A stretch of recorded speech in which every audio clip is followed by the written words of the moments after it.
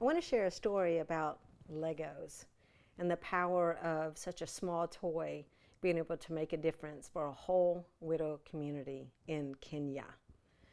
I met this guy named Don, and he had all these Legos left over from building Legoland, and he didn't know what he was going to do with them, and so I did what most people do. I posted it on Facebook, and I asked if anybody wants Legos.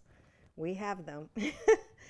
And a woman named Rosalind from Kenya, Africa, sent me a message and said, "What are those?" And at first I thought, what does she mean? What are Legos? I thought everyone knew what Legos were, but she had never seen them before.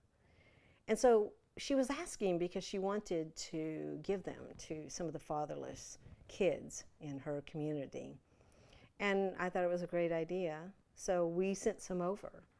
But what she found out really quickly was that she could take those Legos, because there were so many that we sent, and people would actually barter with her, and she could buy seeds. And the seeds would turn into a garden that would turn into food for the community that didn't have anything. These were all widows and orphaned children.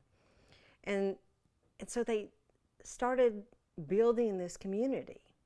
And then the next thing we did is I started asking people to sponsor these boxes that would go over to Kenya, all full of these Legos, and with a little note.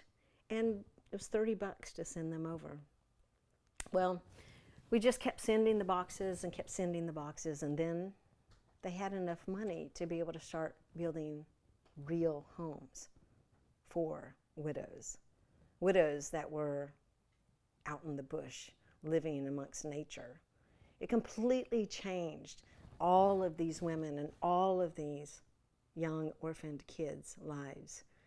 And so it shows the power of how one person doing just an act of kindness can literally build a whole community on the other side of the earth, if you're willing to say yes.